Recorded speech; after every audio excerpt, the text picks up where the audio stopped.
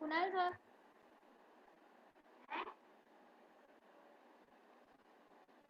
Sir yes बोलो बेटा। Sir आपने टेस्ट में जो क्वेश्चन पूछे थे ना, उसमें क्वेश्चन नंबर 2 का सॉल्यूशन है आपके पास? क्वेश्चन 2 का सॉल्यूशन क्या क्वेश्चन था मुझे वो फाइनल अकाउंट्स का बात कर रहे हो? हाँ नहीं, ऐसे सॉल्यूशन नहीं होगा। आपको कोई डाउट हो तो बोलना, मैं सॉल्व करवा दूंगा। सर, उसमें बैड डेज रिजर्व और बैड डेज रिटर्न दो है ना, उसमें डाउट है। तो बैड डेट रिजर्व और रिटर्न का कोई रिलेशन ही नहीं है आपस में।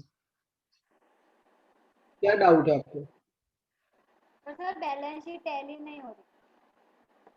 ठीक है, मैं चेक कर ले। एक्चुअली मैंने वो अब 11 का भी टेस्ट था तो 12 का चेकिंग बाकी है, तो मैं चेक करूंगा तब मैं बताता हूँ कल परसों। हाँ सर। ओके।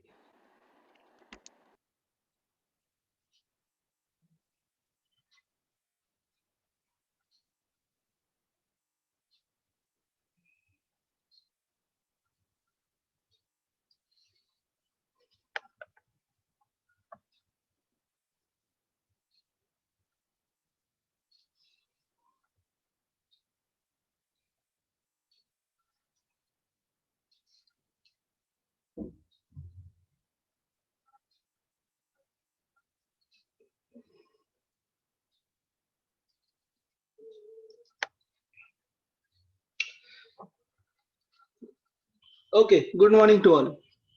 नाउ लिसन बेटा, जो कल ये 6th वाला क्वेश्चन बाकी था ना, वो अभी मैं नहीं करवा रहा हूँ, क्योंकि वो वैसे भी अभी समझ में नहीं आएगा। बेटर है कि मैं लॉन्ग सम्स पहले करवा दूं, उसके बाद वो आ जाएगा। तो अभी ये 5th question.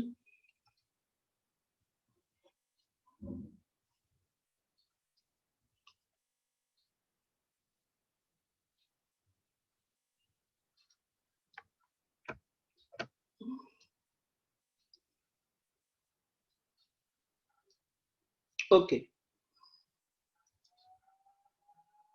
Now see.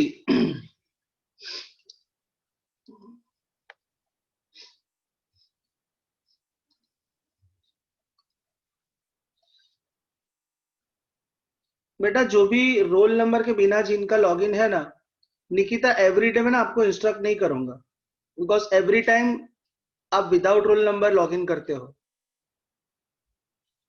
Nikita Pardasane, I am talking to you.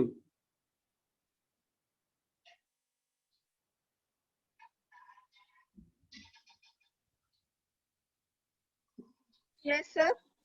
बेटा, आपका रोज रोल नंबर होता ही नहीं है, कोई रीजन है उसके पीछे का? वो भी बोलो ना कि इंटरनेट की स्पीड कम होती है इसलिए मतलब रोल नंबर नहीं लिख पाती, ऐसा कुछ है?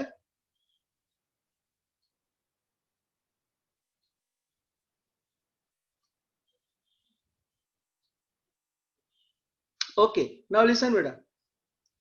अब ये चैप्टर में भी, जैसे आप 5th चैप्टर में सारे अकाउंट्स बनाते थे, रिवैल्यूएशन, कैपिटल अकाउंट और बैलेंस शीट और कैश अकाउंट। अब ये चैप्टर में ना कैश अकाउंट एवरी टाइम बनाने की जरूरत नहीं है। तो जब कैश अकाउंट प्रिपेयर करना होगा मैं आपको इंस्ट्रक्ट कर दूंगा, और वो आपको पता भी चल जाएगा कि कब कैश अकाउंट बनाना है और कब कैश अकाउंट नहीं बनाना है। अब ये वाले क्वेश्चन में कैश अकाउंट की कोई रिक्वायरमेंट नहीं है, बट अभी मैं नहीं समझा सकता कि रिक्वायरमेंट क्यों नहीं है। जब रिक्वायरमेंट होगी तब बताऊंगा, तो पता चल जाएगा कि हाँ उसमें रिक्वायरमेंट है। सो 3 अकाउंट्स बना दो जल्दी। देखो, रिवैल्यूएशन अकाउंट बना दो जैसा 5th चैप्टर में बनाते थे।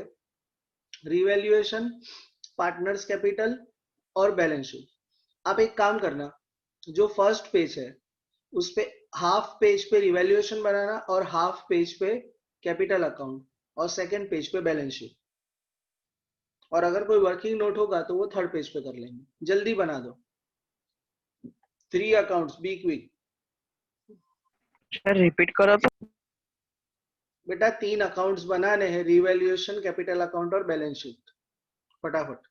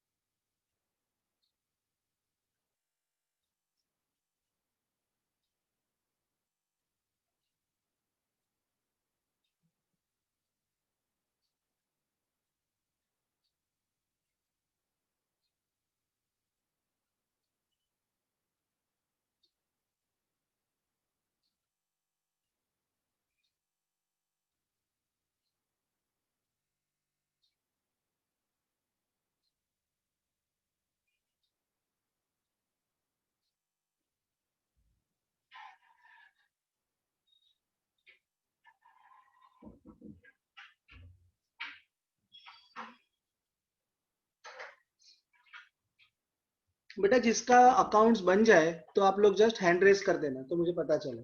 Those who have completed their accounts, please raise your hand.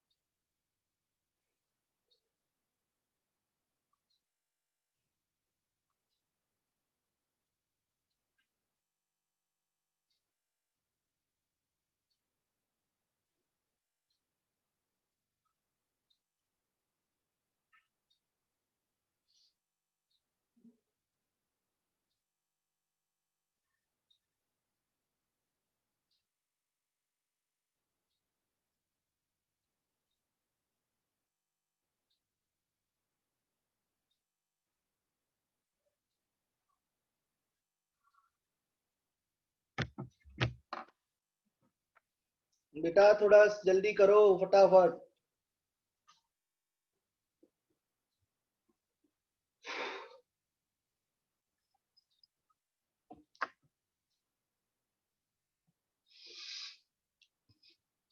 Okay, so finally I'm starting. Now everyone can lower their hands, please.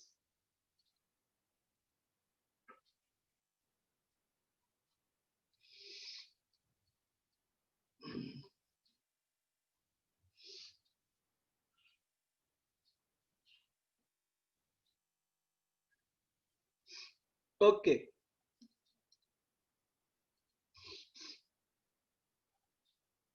देखो, Dhaval, Kamal and Naval are partners sharing profit loss in the ratio of 2:2:1.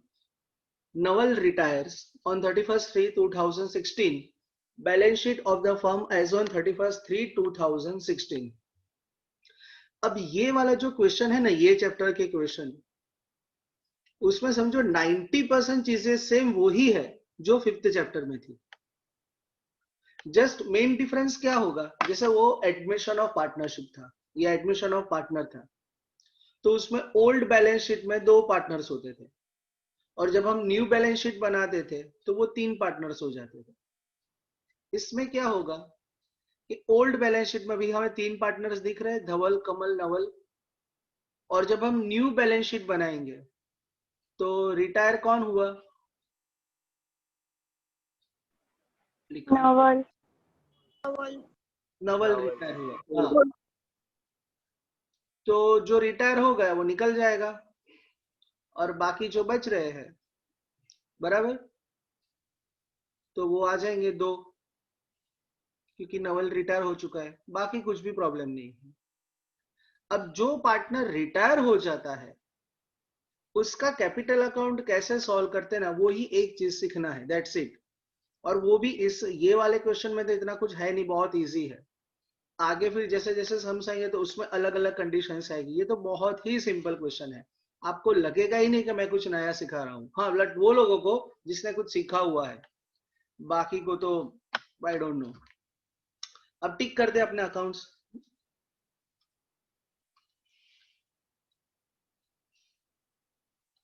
देखो, value of machine is 20,000, stock 5,000, तो machine पे टिक करें और stock पे. फिर value of investment 8,000 which is taken by Naval at this price, तो investment पे टिक करो. और इन्वेस्टमेंट फ्लक्चुएशन फंड पे भी टिक करो.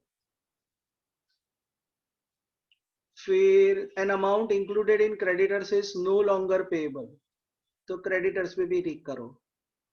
The provision for workman compensation to be credited at 2,000. अब देखो यहाँ पर वर्कमैन कंपनसेशन का कोई प्रोविजन है ही नहीं, होता तो टिक करता, नहीं है तो छोड़ दो. The provision for doubtful debt is to be kept at 10% on debtors, तो डेटर्स पे भी टिक करो और ये वाला जो बैड डेट रिजर्व है उस पे भी टिक करो। Goodwill of the firm is valued at 40,000, तो उसमें टिक नहीं करो, बट वो याद रखना कि ये जो 40,000 वाला गुडविल है ये न्यू गुडविल हो जाएगा, और ये जो बैलेंस शीट में ऑलरेडी गुडविल है वो कौन सा गुडविल हो जाएगा, ओल्ड। क्लियर बेटा सबको? अब ट्रांसफर करते हैं अकाउंट्स। लायबिलिटी साइड से मैं स्टार्ट करता हूं। पहला है धवल। अब कैपिटल का बैलेंस डायरेक्टली कैपिटल में ट्रांसफर करो। 30 20 10 करो, ट्रांसफर करना स्टार्ट बेटा। मैं जस्ट टेक्स्ट बुक में से देख के करता हूं।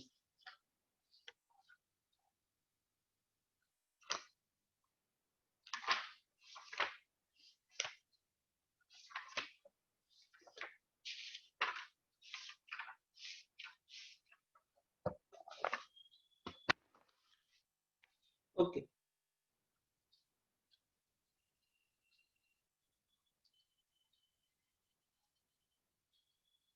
सी by balance brought forward 30 20 10।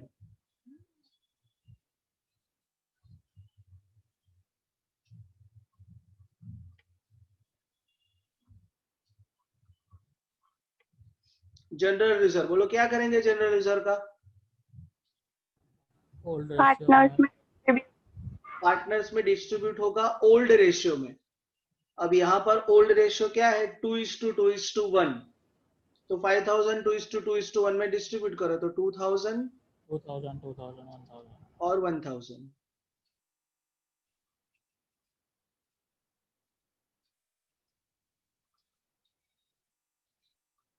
Investment fluctuation fund में टिक किया है तो अभी डिस्ट्रीब्यूट नहीं करना, अगर नहीं टिक होता तो मैं डिस्ट्रीब्यूट कर देता।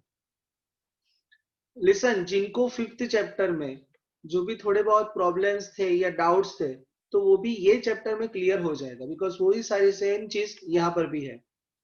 तो इन्वेस्टमेंट फ्लक्चुएशन फंड पे टिक नहीं करना। बैड डेट रिजर्व मैंने सिखाया है कि हम डेटर्स में से माइनस करके लिखते हैं, बट बिकॉज उसमें एडजस्टमेंट है तो वो अमाउंट भी मैं अभी नहीं लिखूंगा, तो अभी बैड डेट रिजर्व कहीं लिखने की जरूरत नहीं है। क्रेडिटर्स इनर कॉलम में लिखो बैलेंस शीट में।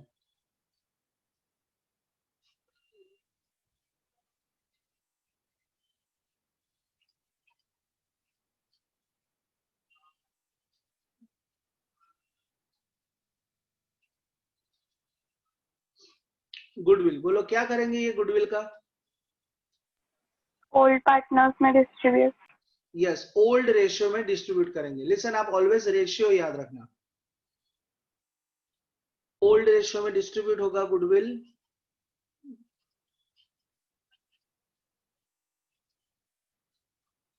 अब गुडविल 10,000 2:2:1 में डिस्ट्रीब्यूट करो तो 4,000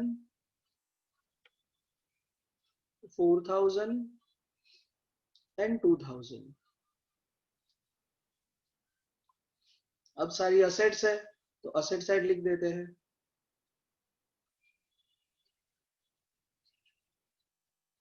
अब एडजस्टमेंट है मशीन में तो इनर कॉलम।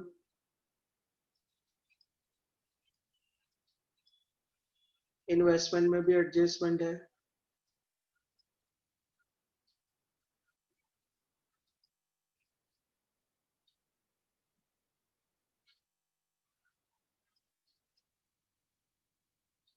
डेटर्स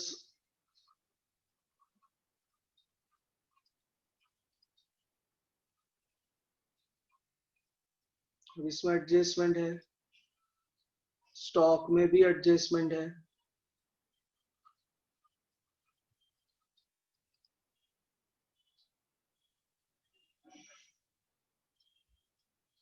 अब इसमें हमने कैश अकाउंट प्रिपेयर नहीं किया बिकॉज कैश से रिलेटेड एक भी एडजस्टमेंट नहीं है, तो डायरेक्टली बैलेंस शीट में लिख देंगे।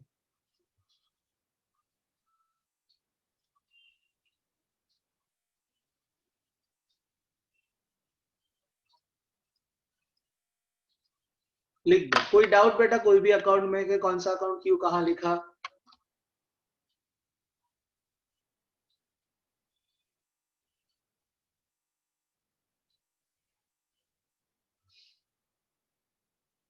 Done? Yes, sir. Yes, sir. Yes, sir. या थैंक यू. नाउ अब देखो बेटा, first adjustment, value of machine is 20,000, value of stock is 5,000. ये तो बहुत सिंपल है. मशीन का वैल्यू हो गया 25, 20 का 25 हुआ तो मैं ऐड कर दूं, इंक्रीज होगा.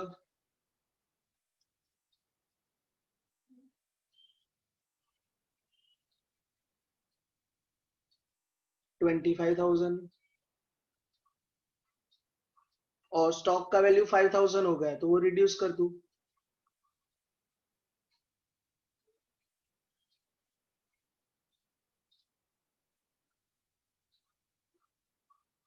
अब मशीन का वैल्यू इंक्रीज हुआ तो रिवैल्यूएशन की क्रेडिट साइड, और स्टॉक का वैल्यू रिड्यूस हुआ तो रिवैल्यूएशन की डेबिट साइड.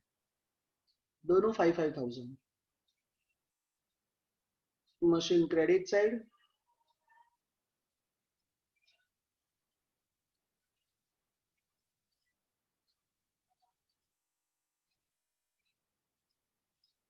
और स्टॉक डेबिट साइड.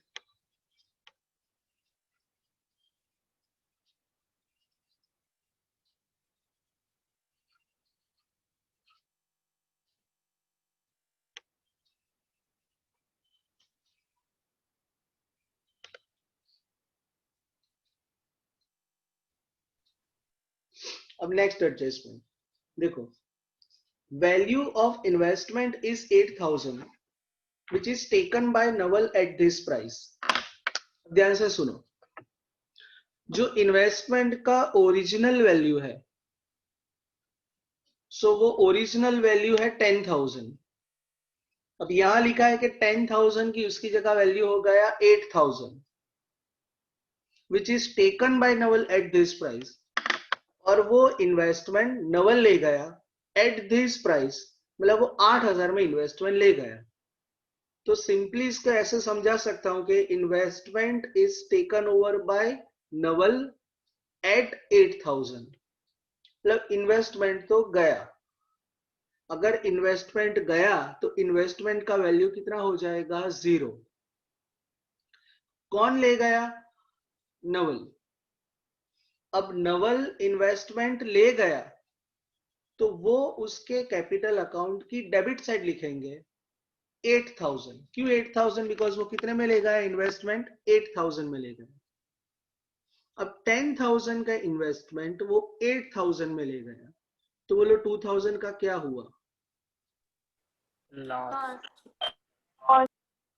तो वो 2,000 Loss. कहां लिखोगे? आंसर में. Revaluation on debit side. Revaluation debit. No, revaluation debit side नहीं आएगा. सोच के आंसर बता. माइनस. डिस्ट्रीब्यूट कर Debit. इन्वेस्टमेंट फ्लक्चुएशन फंड में से क्या करेंगे? माइनस. ये कोई नया एडजस्टमेंट नहीं है.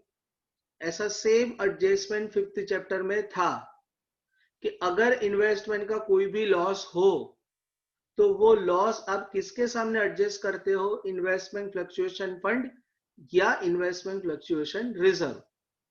अब 2,000 का लॉस हुआ जबकि फंड कितने का है? 2,500. तो क्या होगा बताओ?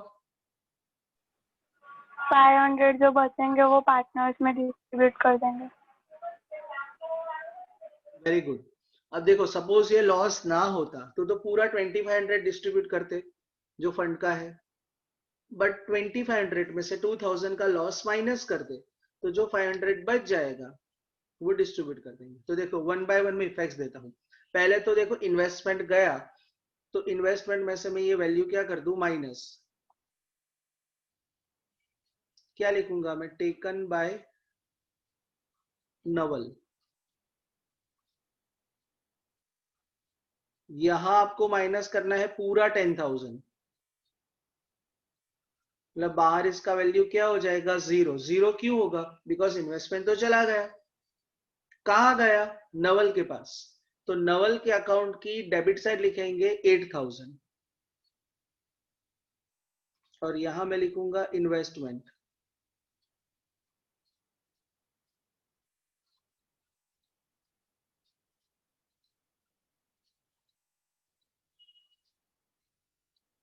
अब 10,000 का इन्वेस्टमेंट 8,000 में गया, 2,000 का लॉस वो फंड में से माइनस, वो कहीं शो नहीं करना है बट दिमाग में याद रखना है कि 2500 का फंड था, 2,000 गए, बचा 500 और वो 500 डिस्ट्रीब्यूट कर देंगे पार्टनर्स कैपिटल की credit side, investment fluctuation fund, short form लिखना, इट्स ओके। 500 डिस्ट्रीब्यूट करो तो 200 और 100 लिख दो। कोई डाउट हो तो पूछो मुझे बेटा फटाफट। सर एक बार फिर से रिपीट करो। ओके कि क्या एडजस्टमेंट है मुझे वो बताओ बेटा, तो मैं रिपीट कर पाऊंगा। यस प्रतीक, एडजस्टमेंट में क्या लिखा है वो समझाओ। सर यही फ्लक्चुएशन में सर 500 कैसे हुआ सर? 2000 का लॉस हुआ नहीं, कितना मतलब? अच्छा फ्लक्चुएशन हाँ, फंड कितना है बेटा, अच्छा फ्लक्चुएशन का फंड कितना है वो बताओ। 2 सेकंड सर देख रहा हूँ। हाँ सर 2500 है। हाँ 2500 है, ओके। हाँ कितना लॉस हुआ हाँ इन्वेस्टमेंट का, 2000। तो वो लॉस माइनस कर दो तो बचा कितना, 500। तो ये 500 जो बच जाएगा वो डिस्ट्रीब्यूट किया। हाँ sir. Clear? Yes sir. Sure? किसी और को डाउट है बेटा कुछ भी?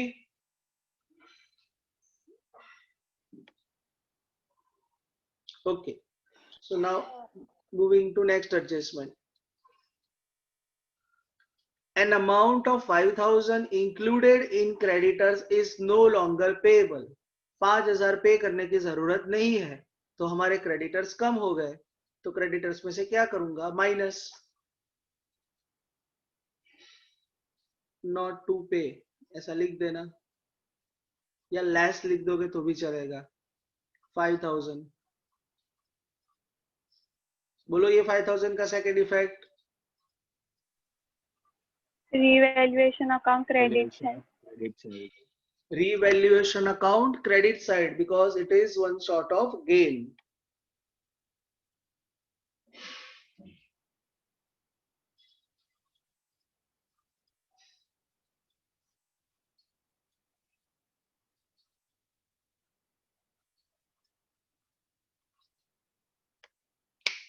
Any doubt in this adjustment?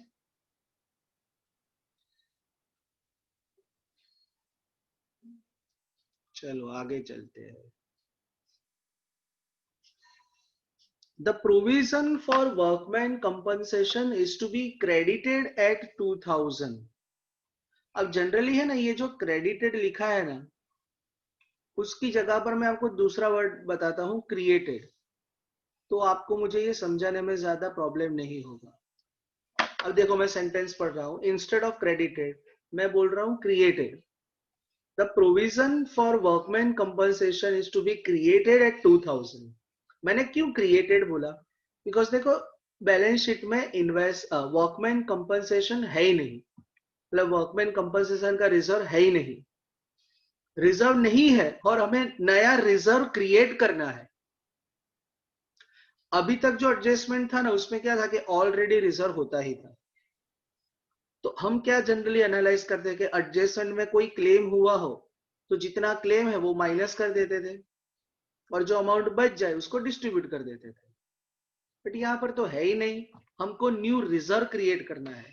तो अगर न्यू रिजर्व क्रिएट करना है तो बोलो कहां पर आएगा आंसर में, न्यू रिजर्व क्रिएट करना है, कहां लिखेंगे, 3 ऑप्शन है आपके पास, एक इफेक्ट बताओ उसका।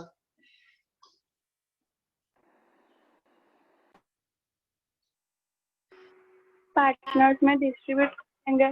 नहीं बेटा, डिस्ट्रीब्यूट कैसे कर सकते हैं, डिस्ट्रीब्यूट तो रिजर्व हो तो डिस्ट्रीब्यूट करते हैं, ये तो क्रिएट करना है आपको। देखो मैं बताता हूँ, लायबिलिटी एग्जैक्टली कहां पर आएगा, लायबिलिटी साइड। डिस्ट्रीब्यूट तो कब करते हैं कि जो ऑलरेडी रिजर्व हो उसको क्लोज करने के लिए डिस्ट्रीब्यूट करते हैं, यहां तो हमें नया रिजर्व क्रिएट करना है। सो एक इफेक्ट आएगा यहां पर वर्कमैन कंपनसेशन रिजर्व, और दूसरा अभी सोचो कि ये जो न्यू रिजर्व क्रिएट किया इससे आपका लायबिलिटी इंक्रीज हुआ कि असेट इंक्रीज हुआ, ये 2000 लायबिलिटी इंक्रीज हुआ कि असेट इंक्रीज हुआ,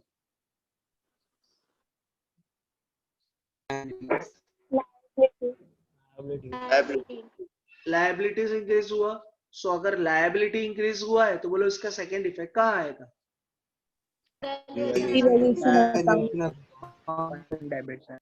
revaluation account debit side, because आपका लायबिलिटी इंक्रीज हुआ है, which is one sort of loss. So workman compensation reserve. इसमें डाउट है बेटा किसी को?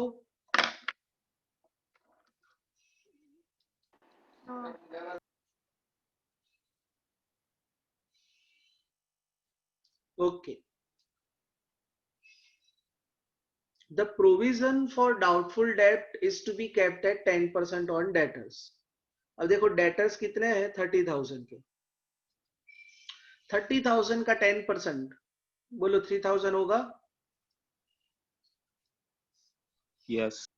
अब हमें 3,000 रिजर्व रखना है, जबकि ऑलरेडी रिजर्व कितना है? 2,000. सो हम क्या करेंगे? जो नया रिजर्व रखना है वो डेटर्स में से मैं क्या कर दूंगा? माइनस.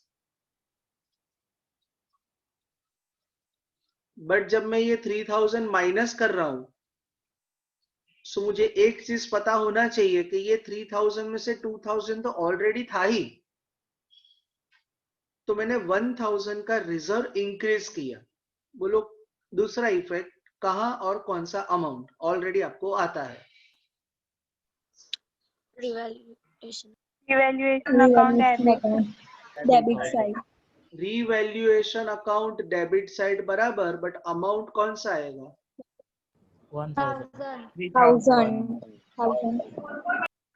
1,000 आएगा. क्यों 1,000 आएगा? बिकॉज ऑलरेडी बैलेंस शीट में 2,000 का रिजर्व तो था ही, वो हमने अभी तक कहीं पर लिखा नहीं था, अब सब जो अब लिख दिया. सो 2,000 की जगह हमने 3,000 किया, तो 1,000 रिजर्व क्या हो गया? इंक्रीज. और जो इंक्रीज हो गया वो रीवैल्यूएशन अकाउंट की डेबिट साइड.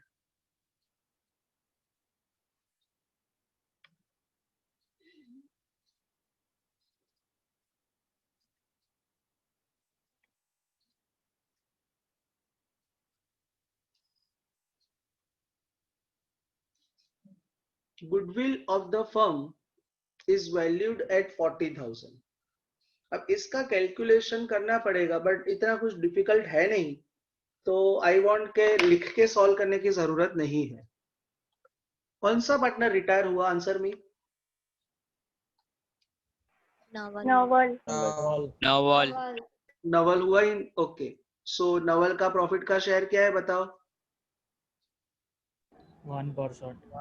1/5 बराबर. और जो पार्टनर्स बच गए धवल और कमल, उनका गेन रेशियो क्या होगा? आंसर में देख के. 2:2. 1/1. 1:1. 1:1. यस. नाउ लिसन, जिन्होंने आंसर दिया वेरी गुड. बाकी सबको मैं एक्सप्लेन कर दूं. इसके पहले जो मैंने शॉर्ट सम्स करवाए थे उसमें मैंने आपको रूल बताया था that if nothing is specified about gain ratio, then gain ratio will be equal to old ratio. Naval retire हो गया, सो धवल और कमल का रेशियो हो जाएगा 2:2, जो दिख रहा है आपको सामने. तो वो 2:2 जो उनका ओल्ड रेशियो है वही उनका क्या हो जाएगा? Gain ratio. अब 2:2 को रिड्यूस कर दो तो वो हो जाता है 1:1. Is it clear to all that gain ratio is 1:1? या किसी को डाउट है? No sir. ओके. अब इसका जर्नल एंट्री ऑलरेडी हमको आता है, मैं लिख देता हूं. आप लोग कहीं ऊपर मार्जिन में लिख दो तो अलग से पेज में लिखने की जरूरत ना पड़े. जो पार्टनर रिटायर हो गया उसका अकाउंट हम क्रेडिट करेंगे. जो कौन है? नवल. मैं ऐसे शॉर्ट में ही लिखता हूं बिकॉज इसके लिखने के कोई मार्क्स नहीं मिलते हैं. अब उसका अमाउंट भी ओरली फाइंड कर लेते. 40,000 का टोटल गुडविल है और उसका रेशियो है 1/5. तो बोलो कितना होगा? 40,000 इंटू 1/5. 8,000. 8,000.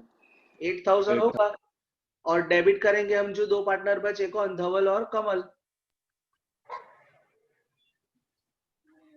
4,000 और इक्वल है तो 4,000। बस ये एक जनरल एंट्री, उसको हमें क्या करना है, पोस्ट। सो धवल और कमल की डेबिट साइड 44 और नवल की क्रेडिट साइड 8,000। बट वो 8,000 हम दो पार्ट्स में लिखेंगे, तो पहले 4,000 लिख देता हूं धवल और कमल का,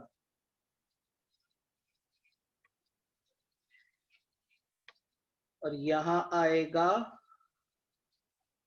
नवल। और नवल की credit side 8,000 but in two parts.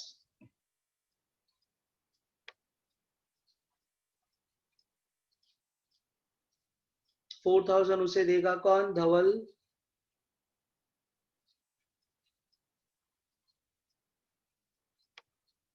और कमल।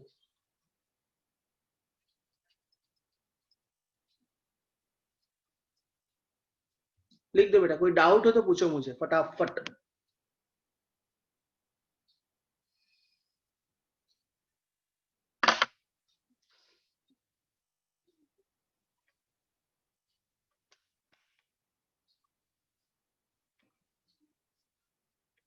Yes, any doubt to anyone?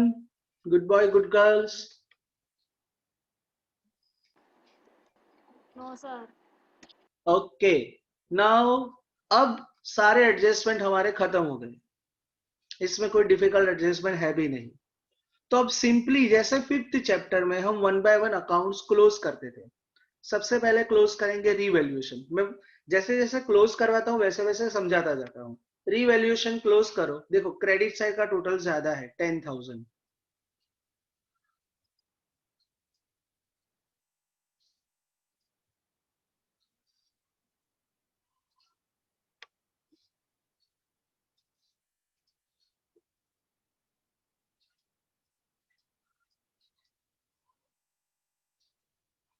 Difference आएगा 2,000। 2000. तो अब इसको मैं ट्रांसफर करूंगा कैपिटल अकाउंट में। धवल, कमल और नवल। ध्यान रखना बेटा, यहाँ पर तीनों पार्टनर्स आएंगे बिकॉज 800. सो कितना आएगा बताओ। 800, 800, 400. 800, 800, 400। यहाँ पर हम कौन से रेशियो में ट्रांसफर करेंगे, ओल्ड रेशियो। ये उसमें भी ओल्ड रेशियो ही था, बट उसमें क्या था, ओल्ड रेशियो में 2 पार्टनर्स थे और न्यू में 3। इसमें उल्टा हो जाता है, ओल्ड में 3 होते हैं और न्यू में 2 होते हैं, क्योंकि उसमें आता है इसमें जाता है। क्रेडिट से ट्रांसफर कर दो इसको।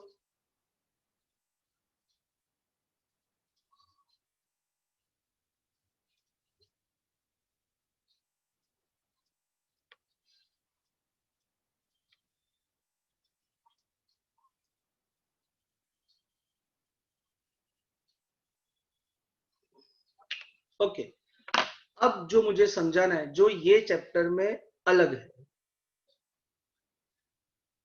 जब आप कैपिटल अकाउंट क्लोज करो तो सबसे पहले जो पार्टनर रिटायर होना उसका अकाउंट क्लोज करना।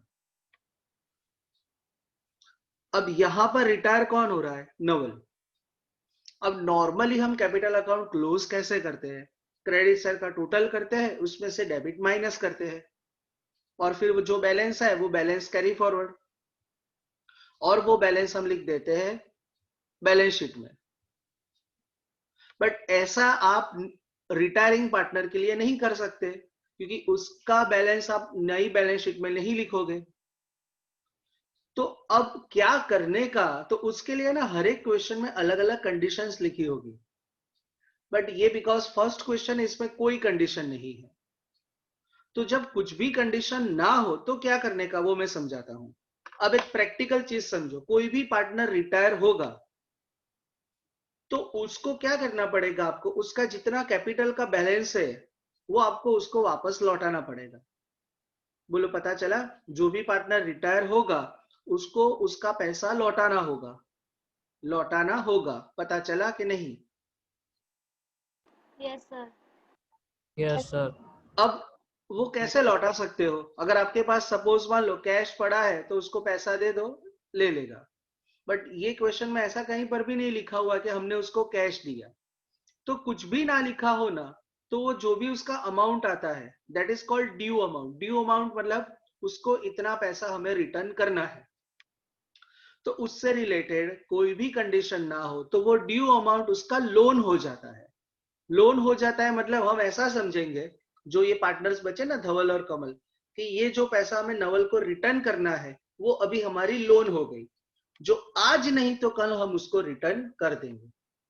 अगर ऐसा लिखा होता ना कि उसको कैश दे दिया, तो मैं फिर ऐसा समझाता कि देखो उसको पूरा कैश दे दिया, तो वो कैसे सॉल्व करते, वो जब आएगा तब समझाऊंगा।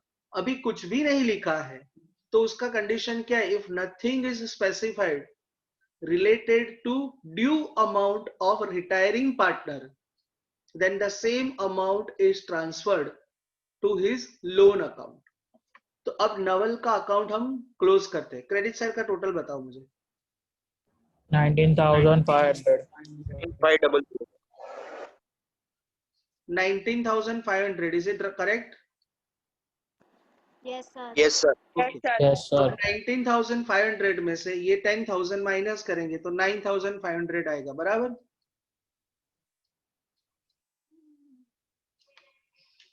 अब ये जो 9,500 है ना, this is due amount. Due amount मतलब हमें नवल को 9,500 रिटर्न करना है। बट ये रिटर्न कैसे किया उससे रिलेटेड कोई भी कंडीशन नहीं है। सो ये अमाउंट ट्रांसफर हो जाएगा उसका लोन, उसका मतलब किसका? नवल। तो यहां पर हम लिखेंगे नवल्स लोन।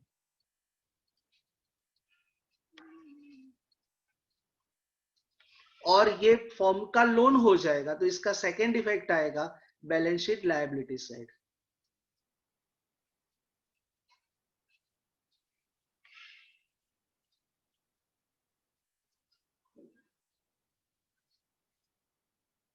लिख दो बेटा ये।